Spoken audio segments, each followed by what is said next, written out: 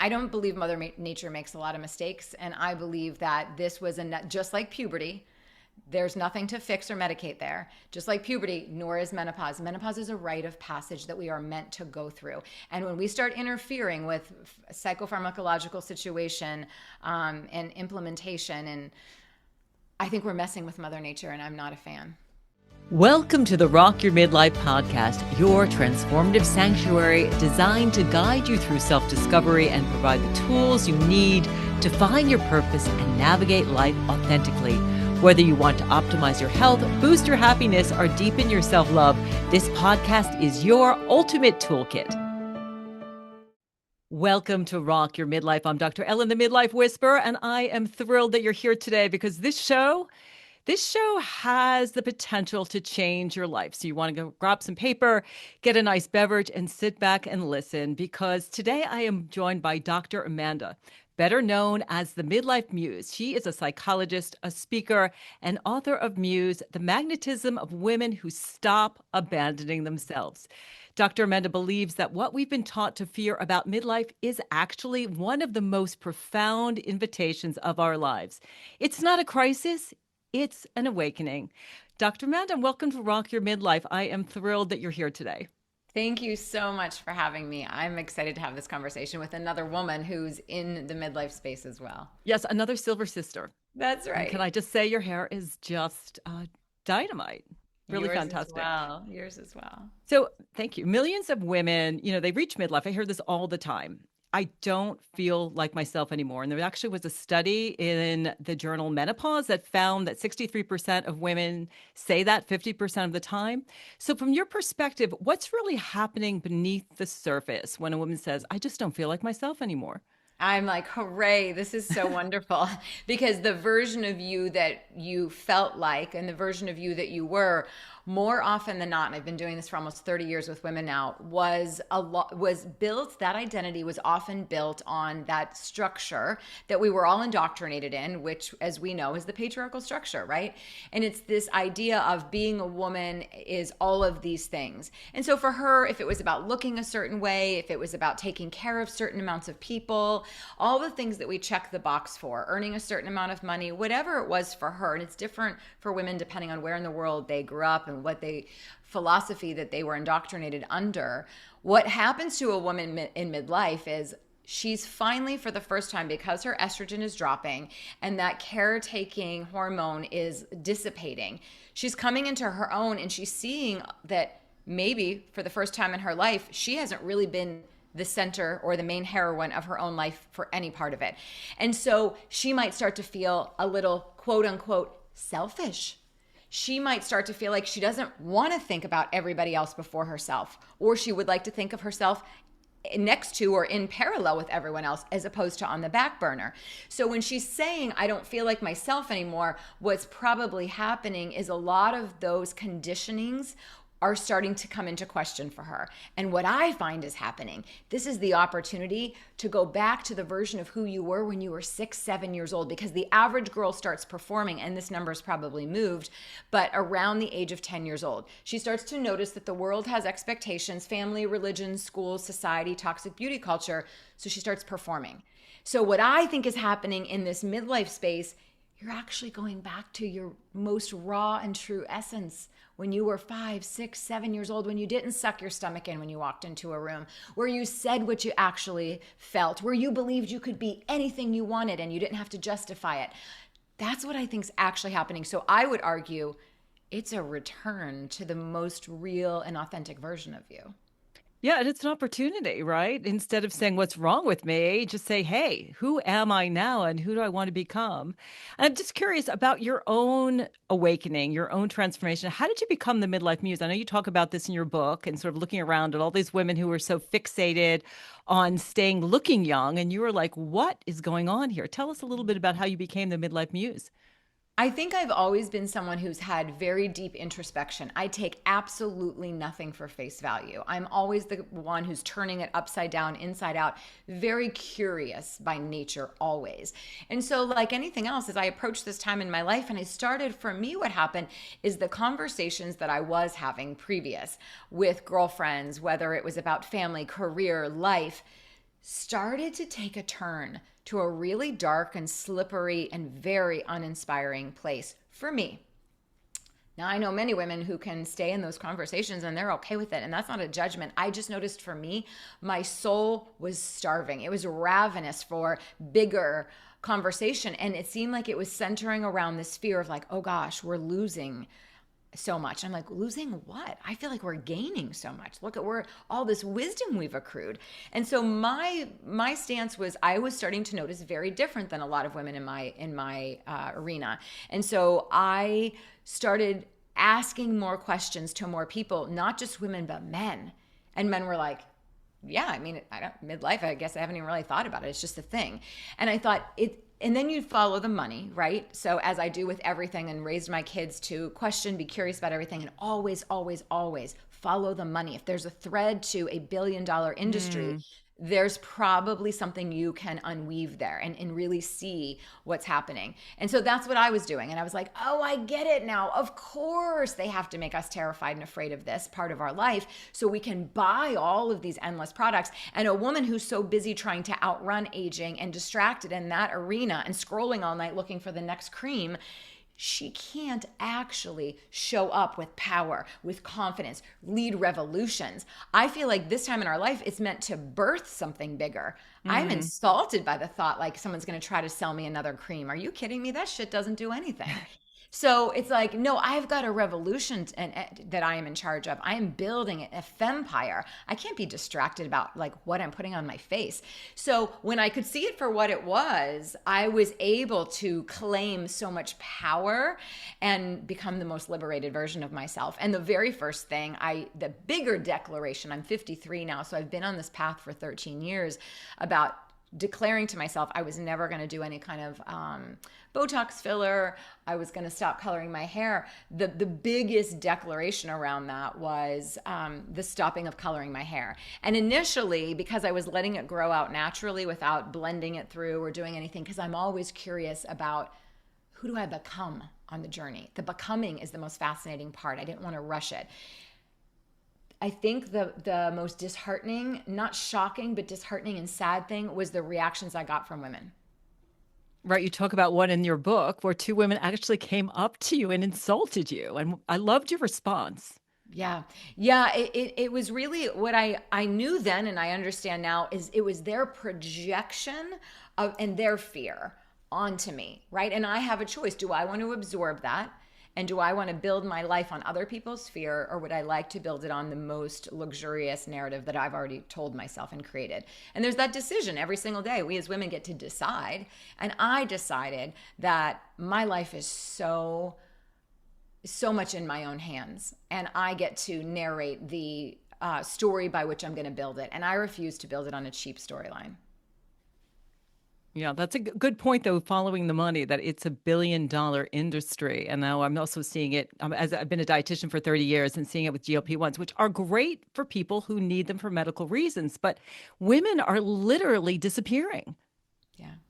I think in all aspects, women are literally willing to die for the male gaze and the approval. And I think that's why we are still in such crisis. It's very shocking and sad. And I think it's also interesting, and I think I might have shared this in my book at this point. I've lost track of which stories I shared there or not.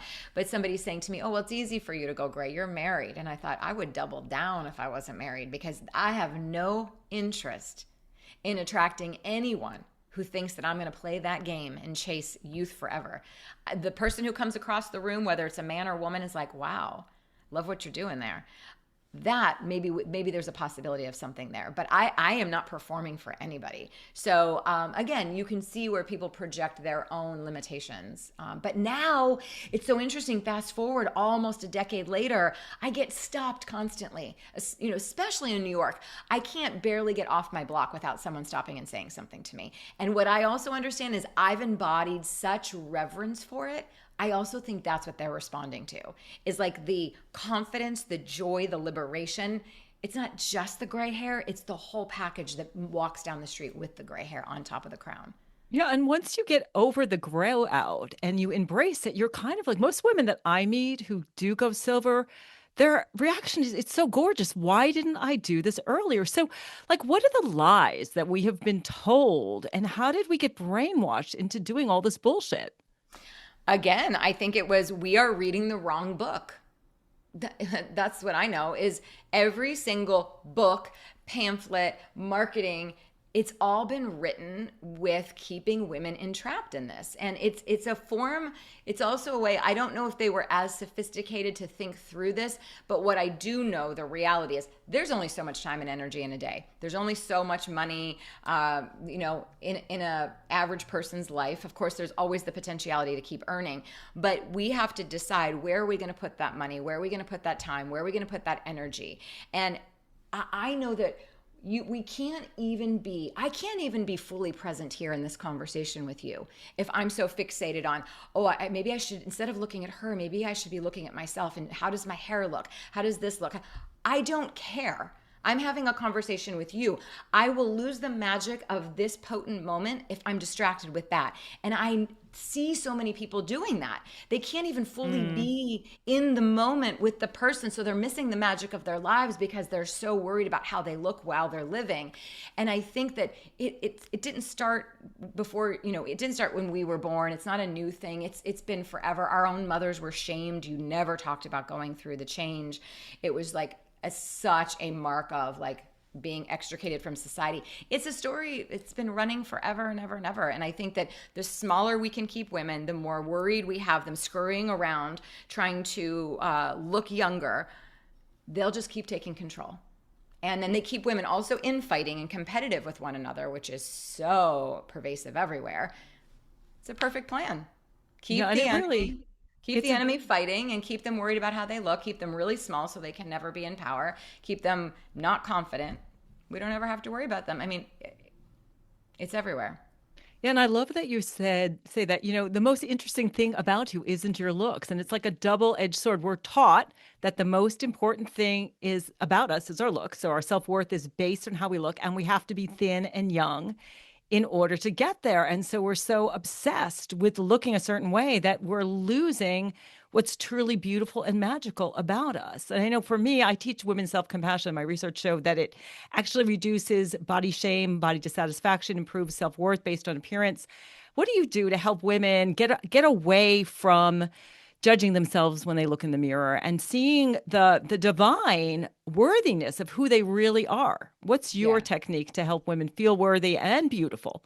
Yes. Well, it's not through the lens or the eyes that have been, that we see in mass media. So I remember probably at this point, it was about 7 years ago, 6, 7 years ago, I was going through some old photos and I saw a photo of my daughter who at the time was about 9 months old. I would just taken her out of the bath and she'd like scooted over to the mirror, and there's this big mirror in our bathroom. She pulled herself up on it and she had her little hands up against the mirror, and she had the biggest, most delightful look on her face, and she was staring right into her own eyes. I remember grabbing a camera, taking a picture. Well, that picture, like many, got filed away. I hadn't seen it for years. And she was asking for some old photos from when she was younger. So as I was going through some of them when we still had photos like in a box or in a photo album, I saw it and it stopped me in my tracks. And I was standing up and I like dropped down to the floor and I just started crying. And I thought, when do we as women stop looking at ourselves with awe and reverence? When do we stop seeing the miracle? Because that's what she was seeing. Like, whoa, there's somebody there looking back at me. And so that day, I decided to commit to myself a daily mirror practice. And I've been doing it every single morning for all of these years. So before my phone gets turned on, before I interact with the outside world that often then sets the tone and pulls you in the undercurrent, I decide how I'm going to be in relationship with myself. And so every morning I am in the mirror with myself. I have I've curated this really exquisite playlist. And some mornings it's 90 seconds. Some mornings that I'm feeling a little more tender and I need a little bit more time, it might be 3. And I'm not standing there through the lens of, gosh, you look tired today, Amanda. Whoa, your skin is really starting to change shape and form. I go to the mirror and I'm like, wow, here we are. We're doing this. I'm so proud of you. You keep showing up no matter what happens. I'm in awe of the woman you are. And I stay there. and I stay there and I have the conversation and I hold that. And it's every morning is different and it is holy. And only then do I then get my phone, turn it on, and begin my day. So I start with me first. So if we're wondering, it's actually that simple and yet that deep and that hard to do. Because I take women on journeys in all of my masterminds, and we're currently in this phase of like really making it a 90-day practice. And it is hard. It is so hard for women. We can hear it in theory, but to do it, it's very confronting. A lot comes up, but it also has the potentiality to change her nervous system and her cells. And then when you do that for a woman, you don't have to try to like do any of the convincing in any other way. She's already sold that she actually is a miracle and there is nothing to fix. Yeah, body image is actually in your brain. It's not about your body, and that is a really profound. It's a practice. It's something every day, learning to be kinder to yourself and seeing that beauty. I love that. So we talked, a bit about the toxic beauty culture. I want to talk about too that women are numbing out. We're all numbing out, right? So many of my clients, before they start working with me, they're going home, they're pouring that glass of Chardonnay, they're having a threesome with Ben and Jerry's as they watch Netflix. Why are midlife women numbing out and disconnecting from their inner compass? Well, I think that we were meant to live with so much more ritual in our lives, so much more sacredness. And we've moved the needle so far away, and we're looking for short dopamine hits.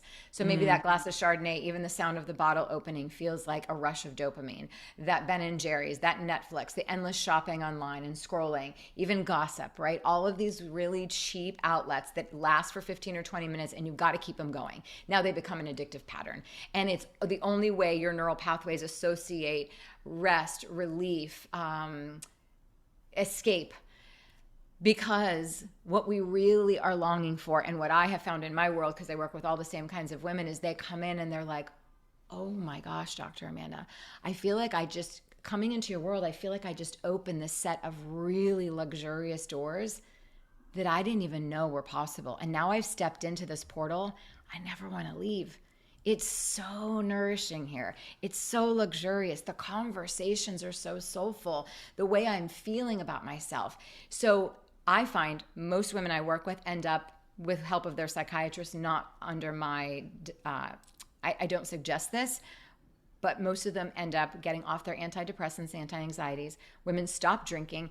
And part of the big reason why I hardly ever drink is because I love the way I feel. I don't want to be removed from that. I love this. And anything that's going to dampen this doesn't actually do any service to me or my life.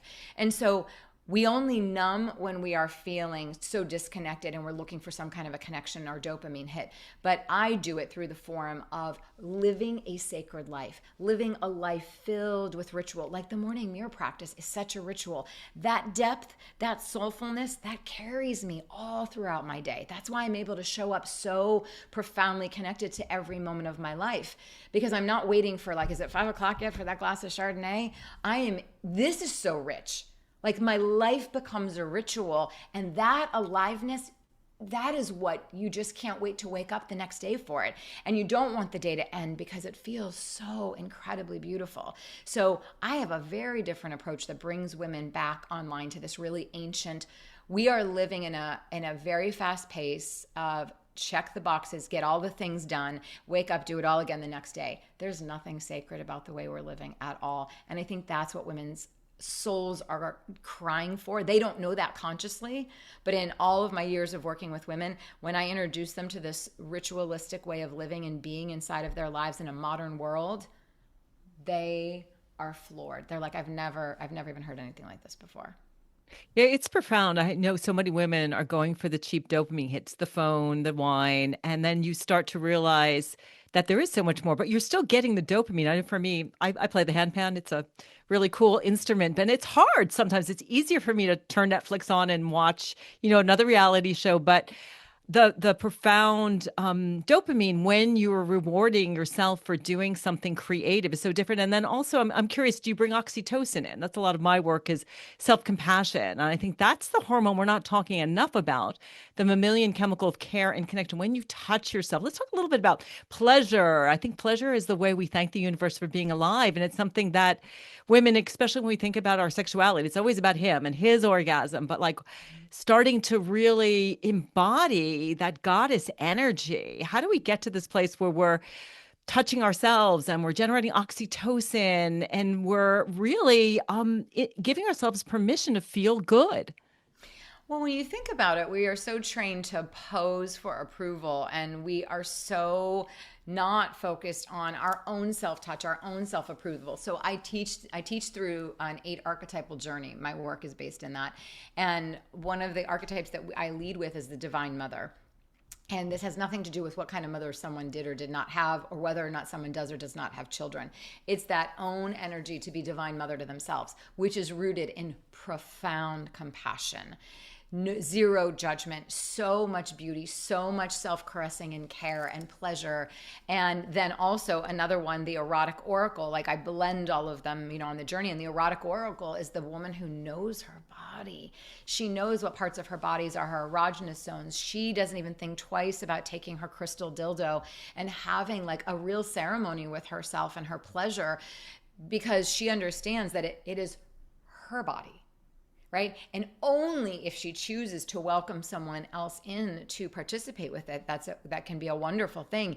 But first and foremost, it is her pleasure center. It is her place to touch herself. It is her right to give herself all of that and flood herself with that. So I'm in favor of a daily orgasm. And my clients are always like, okay, but how do I achieve a daily orgasm? I'm like, you have a crystal dildo and you take your time and you explore and you actually invest in what actually turns you on, as opposed to being so worried about what makes somebody else feel turned on. So it's a deep journey, and we don't get there overnight. It's a 6-month journey through all of this landscape, but through a lens where we do some really deep deconstruction. So I spend a full month before we enter into the archetypes, a full month deconstructing, because otherwise all we're doing is putting a Band-Aid over an infected wound.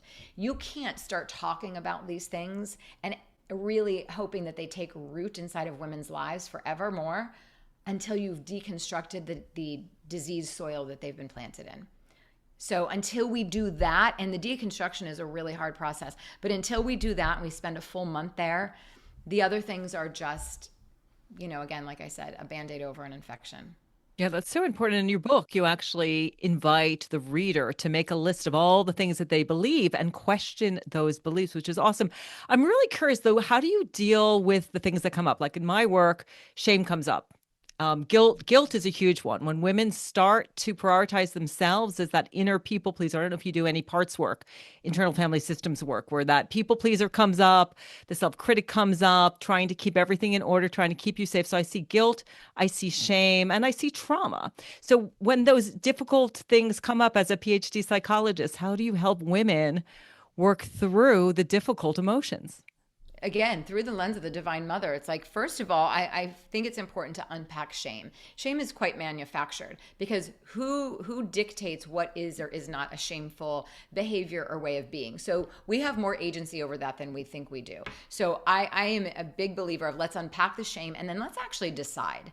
We're going to decide if we can be in a place of seeing the situation for what it was, knowing now that we would have maybe chose something different. We did the best we could with what we had. And now with that divine mother energy, the way a good mother does to a child, she doesn't keep bringing the mistake up to the child. She says, my love, you did the best you could. And now you know something different. And now we're going to march forward with something different. And guess what? You're going to make wrong and bad decisions again, because you're human. And that's okay. And we're going to keep solving for it around every corner, because that's the beauty of humanity. Humanity is not like we're always going to do the right thing and say the right thing at all the times. We're human. And so we're going to widen the range for our humanity with lots of compassion, lots of forgiveness, and also understand that shame is manufactured. And we get to decide if we want to partake in it or not. So that's number one. People pleasing. What is at the root of people pleasing is a belief that the only way I actually can be loved is I have to earn it. So women who are overgivers and people pleasing around every corner, don't know how to say no, don't know how to stand for themselves. Those are the women who there's a rootedness of like, I don't need to perform for you to be loved. And you can choose to be in my life or not, because I've said no to this request, and I'm okay with that. right? So I'm very firm on my no, and I know what I am and am not available for. And if someone interprets that as I don't care about them because I can't drop everything and do that thing for you right now, then they get to decide that. And I'm okay with that. So I am so grounded in my own reverence for myself and my energy that I mean, I do a lot for a lot of people, but I'm not a people pleaser at all. First and foremost is me, and then I make sure everyone else is sorted for. And it's the best lesson I could have taught my 4 kids is like build your life and then build it in parallel with people who are not expecting you to drop every dream you have or everything that you're going for when they have a whim or they need something. Like we're actually teaching people how to be more self-resourced. So at the root of people pleasing is your belief that the only way to be loved is to earn it and do and overgive. And that feeling never actually arrives when you approach it that way. Yeah. And when you give to yourself first, you have so much more energy for everyone and everything else. And the people who really love you want you to take care of yourself. Absolutely. All right, I want to talk about anger because I feel like one of the gifts of menopause is that years, I know this is my story, years of being a people pleaser and swallowing my anger, it all came bubbling to the surface. And so, can you talk a little bit about what happens in menopause and why you sort of rage? And I saw you had a post on this the other day of why it's a great thing to allow your anger out of the bottle to be that volcano that's erupting. Yeah, I'm in favor of accessing our anger never in a way that is projected towards others. I am talking about radical responsibility for our anger. I'm not talking about like walking into a room and obliterating people with our words, being a crass human in the world at all. I'm talking about the kind of anger that, and I've had years of it. And if anyone's awake in this world, I mean, I feel rage every single day. Every single day. You can't move through this world and hear about 9-year-old child brides. You can't watch what's happening in parts of the world and not have rage. You know, especially even here in America where women are losing their rights to their body and they're letting women bleed out and die because of an ectopic pregnancy in a hospital. So it's pretty impossible not to have rage. And I think any healthy way to live and make sure that it doesn't. Here's what happens is if we swallow our rage, it infests and makes us sick, hence cancer and autoimmune disease, all that inflammation. So I teach a practice that I learned from Regina Thomasschauer about releasing rage and alchemizing it. And I've come up with this theory of like we can alchemize our rage and turn it into renewable energy. And when that rage isn't stuffed down, there's so much clarity. So rage and anger and heartbreak and grief can be, when you can alchemize them, they are such a clarifier. It's like you torch the field and then you're able to stand there and like recreate. And so I don't talk about rage as an outward energy, but rather a responsibility that we have to like recognize it, name it. I teach a practice on how to alchemize it. And I think that it happens more in midlife women because like you said, the years of bottling. And then simultaneously the estrogen starts to wean.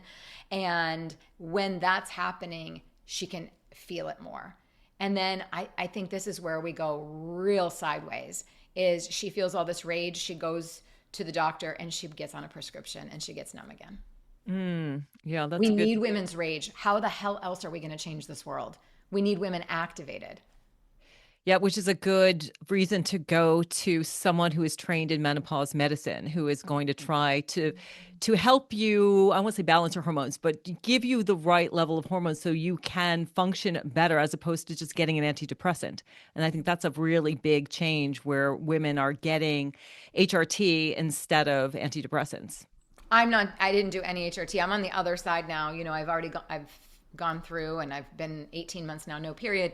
I never did any HRT. Again, I have a very convicted beliefs about this, which is my beliefs. And I know everybody makes their own decisions, but I have very strong beliefs around that, just like I do the toxic beauty culture. So I don't believe Mother Nature makes a lot of mistakes. And I believe that this was just like puberty.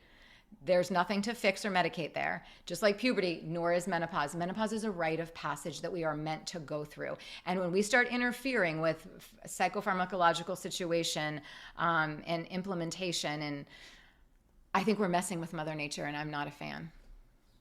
So, how do women intentionally create a life of their dreams? You talk about this in your book. So, if someone's listening and they're like, okay, this all sounds great, but how do I create a life that is in alignment with my true self? you first have to know who your true self is. And you can't do that if you're still have allegiances to patriarchal culture.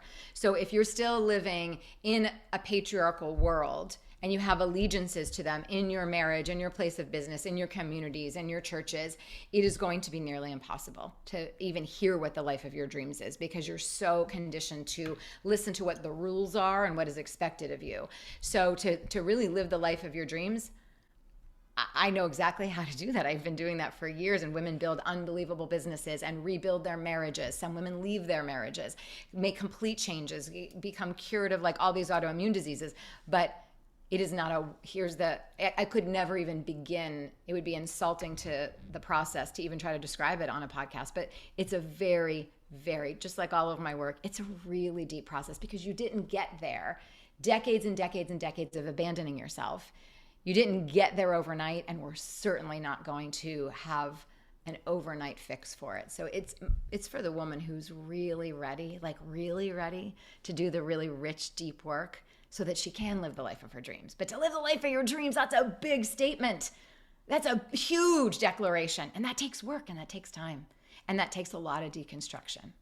Yeah, and I find with my clients, it's really in my own life, it's an inside out process that really starts with knowing yourself, loving yourself, changing your internal vibration, because then you start to attract and you see those opportunities which really are in alignment with yourself. And, there's neuroscience here. This is your reticular activating system. So if you are being more of your true self, you're going to see more of those things that are in alignment. It really is magical. I mean, if you had told me that I would be living on a little island in Lake Champlain, it was not on my vision board. It's not what I saw my life was going to be like, but it is so much more magical than I ever imagined. So if you're listening, it really is possible. I think both of us are really here to say that this time of life is effing incredible. I have never been happier. I mean, I love being a mom and raising kids and all that, but it's like you're pretty free to like figure out who you want to be. I feel like it's like Marlo Thomas. I don't know if you remember, like, free to be me and go back. I actually keep this little picture of my 3-year-old self, like, this girl who is like, Yes.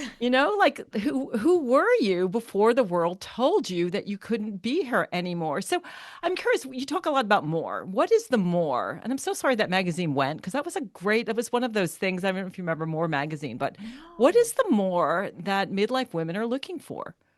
I think they're looking for more eye contact. I think they're looking for more intimacy, more hand holding, more belly laughs, more present moments, more jazz music in the background, more candles dripping off the candelabra, losing track of time, not even knowing where your phone is because the interactions are so luxurious, more spaciousness, more nature, more tender lovemaking, more hot sex that blows your mind, and you just can't stop recreating it over and over. That's what I think women want more of, actually. They want more intimacy. And I don't just mean sexual intimacy. They want more emotional intimacy with themselves first, but we have to know how to hold that within ourselves. It's very vulnerable. And then to be able to have that with our friends, with our children, with our parents, with our lovers, with our communities, with nature. Yeah, I love that. I say I think women want to be dragonflies instead of butterflies. We know the butterfly metamorphosis, and butterflies are beautiful, don't get me wrong, but they're all about like they're helpless, they flutter around, they're so fragile. The dragonfly, I don't know if you know the metamorphosis. They go from nymph, they climb up a stalk of grass, and they just morph. And the dragonfly has 360-degree vision. It goes from 0 to 40. It can fly with 3 wings. It has sex in midair, and it predates the dinosaur. They've been around for 300 million years. So that's I'm actually trademarking dragonflying. It's my new metaphor for midlife. Like, why do we want to be butterflies? Like, why do butterflies are for girls? Ooh, I Women, love this. we want to be dragonflies. So I'm glad that you love it. I That's just love it. I think midlife needs a new metaphor. And Yes, it's so good. Thank you for doing that. And thank you for sharing that with the world because, oh, yeah, I just feel so activated even hearing that myself. I love it. well, go and Google National Geographic dragonfly, and you will see how they metamorphosize. They actually are the fiercest predator on the planet. They have a 97% success rate when they go after mosquitoes, and they're fierce. And they're so gorgeous, but they're not sitting there going, "Am I cute? Am I beautiful? Am I okay?" It's like I'm a freaking dragonfly. It's so true because the butterfly really is the energy of look at me, aren't I beautiful? But don't touch me, I'm super delicate and I'm dainty. And it's more for people to admire the beauty of. But I love this. It's like the dragonfly can give a shit about do I look beautiful? I've got stuff to do. I am like fierce and I have 360-degree vision. This is awesome. I cannot wait to dive deeper into this. Thank you for sharing that. Yeah, sure. And it goes with the silver hair too, because they're translucent. And I know I love that post you did about your hair. And I don't know if you know, there's a whole new silvering beauty, silvering sage that some of my friends have created a new app for women who are going silver. And I saw that post where, you can share a little bit about, you were talking to your husband and it was like, I need to be okay with this first. Right. Yeah. I think, still trained a little bit from, again, this is where the tendrils of patriarchy can be everywhere. And being able to understand how do we tease it out? Like, what's mine? What's that person's? Where's my responsibility in all of this? And I think there was a desire for him to be as excited as I was. There was a desire for him to be like, yes, babe, this is amazing. I'm on board. And that wasn't the response. And then I got to choose. Am I going to decide to abandon the thing I really desire because he doesn't seem to super on board or thrilled? Not that he was saying no in any way, shape, or form, and not that I would have listened even if he had. But there's that moment like, and what am I going to do right now? Do I abandon what I'm so desiring because he doesn't seem thrilled by it? Or do I keep on my path? And I chose in that millisecond of a moment to keep on my path. And my 17-year-old son was sitting there next to him, who's now 25. And he looked up and he's like, Mom, you're going to rock it. I'm like, oh yeah, that's the boy I raised. But it was just this moment of I got to double down and then decide and be on that journey. And everybody gets to catch up or not. And all of that is evidence and data and information to which we get to also make decisions, right? About does this feel like an energetic match for me any longer? So all of that is part of the process it was for me at least, and how I moved through it. But what I realized is like, oh no, we're waiting for no one actually. You're going to be a self-led woman around every single corner.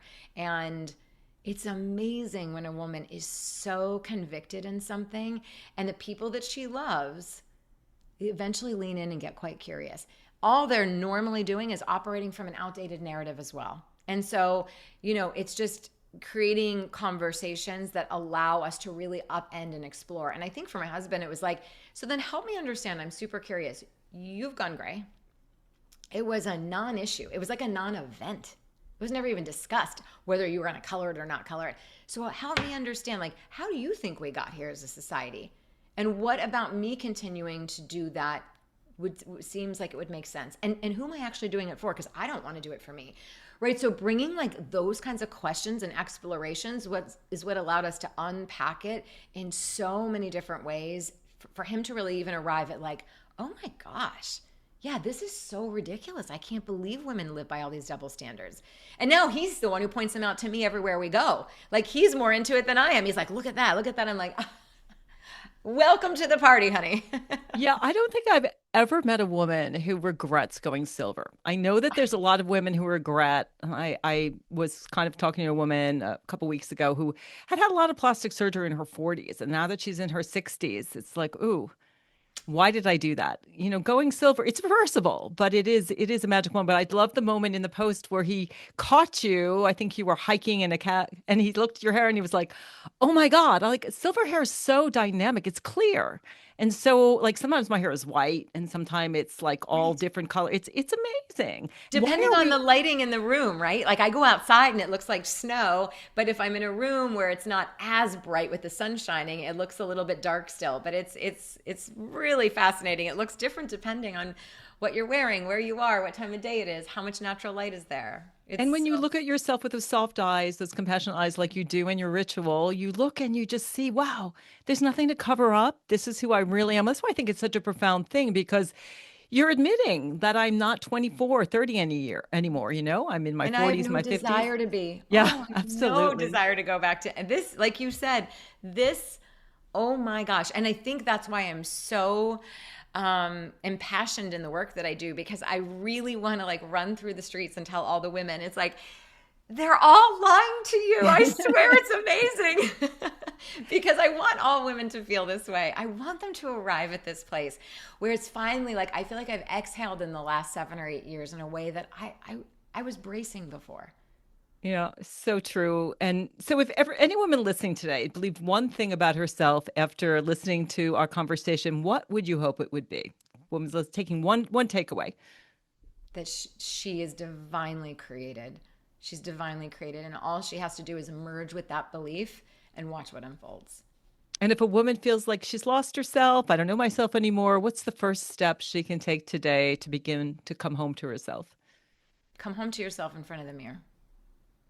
Meet yourself there every day and let it, no goal, no outcome, just learn how to be. Learn how to be present with yourself for a couple of minutes every morning and just let it unfold naturally. The most magical things will start to happen. Yeah, you're not a problem to fix. You're someone to love. And that really starts with loving yourself. So I know you've got an incredible event coming in October where if you're listening, you're thinking, Dr. Amanda, I really want this transformation. Tell us what we can do to join you. Absolutely. So it's my live event that's happening October 3rd and 4th in Fort Lauderdale. And when I was talking earlier in this conversation, which I think is a much bigger and deeper exploration that I've really been unpacking in the years and decades that I've been working with women, is as I used to practice as a traditional psychologist, armchair therapy. And I too was like, okay, the woman keeps coming back every week and really reporting what her week before was like and the problems. And then the session's over and we're not really making massive headway. Sure, she understands herself and we look at theory and we talk about new ways she could handle it next time. How does that relate to your past? On and on and on. But it just wasn't having like a soulfulness that I was hoping for. So it's when I started unpacking a lot of things in the work that I was trained in and looking at it saying, oh my gosh, this was all written by men. No wonder women are not feeling like the needle really gets moved or it's not rich enough. So I had a space then that I created, I turned into more of a studio space and I started having workshops, 10-week workshops where women were coming and we were going through a series of 10 weeks of rituals and there was a theme every single week. I was seeing the most unbelievable changes in women who'd been stuck for 10 years, 15 years, light bulb moments were just going off. I attribute it to the fact the energetics of the room, when you have that many women in a room together, there's a quantum energy that starts to spiral. And all of a sudden, things become available to you that weren't available to you before. And it's almost like you can cut through all the BS and see clearly. So I then went on to spend the next couple of years formatting what would it look like to do this for hundreds of women in a room, from a really ceremonial, hardly any overhead lighting, all LED, thousands and thousands of LED candles and flowers everywhere, mirrors everywhere. What would that feel like? And so I curated this 2-day in-person, very, very embodied experience where I demonstrate everything first from the stage. Then I come down onto the floor with the women and we do processionals and we are in these rituals for, each one lasts about an hour. And then I return back to the front of the room and then we really break it down. Women share like what that experience was like for them. They ask questions about the pieces that felt a little like maybe they felt blocked or if they felt confused or a breakthrough that they had. And then what's happening is every other woman is like popcorning off of other women and like, oh yeah, now I can see how this all comes together, right? So that was always my dream. And then one of the most beautiful parts is not only do these women have this unbelievable, almost out of body, gorgeous experience. Because it's so deep and we go right in the first 30 minutes, it's so rich. All of these women then end up becoming friends because we don't let any woman leave that room until she has a lunch partner. So no woman gets left behind. So, and I do a huge segment on the opening around safe sisterhood. So I'm kind of the queen of building true safe sisterhood. And so building that then goes on. These women become lifelong friends because now they speak the same language. They shared an experience that's almost unexplainable to the outside world. And so it creates beautiful sisterhood too and that is so important to me, to watch more of us coming together instead of divided. So there's many reasons why a live in-person transformational experience is so important for me. And the women come from all over the world. We have women come from Pakistan, Australia, every part of Europe, Russia last year. I mean, so it is phenomenal. And if you're a woman who's saying I'm stuck, I assure you, beyond a shadow of a doubt, you will become unstuck. There will be so much clarity when you walk out of that room. You will know your next steps. Beautiful. I know that women will just get so much just being in your presence. I have gained so much and had such a good time speaking with you. I will put that in the show notes if you want to grab the retreat that you were doing. It is going to be life-changing. It sounds really, really fun and amazing. Dr. Amanda, thank you so much. This has been a really beautiful, heartfelt experience for me talking to you, and I really appreciate the work you're doing in the world. Thank you, everyone, for listening to Rock Your Midlife. I'll catch you on the next episode. Welcome to the Rock Your Midlife podcast, your transformative sanctuary designed to guide you through self-discovery and provide the tools you need to find your purpose and navigate life authentically. Whether you want to optimize your health, boost your happiness, or deepen your self-love, this podcast is your ultimate toolkit.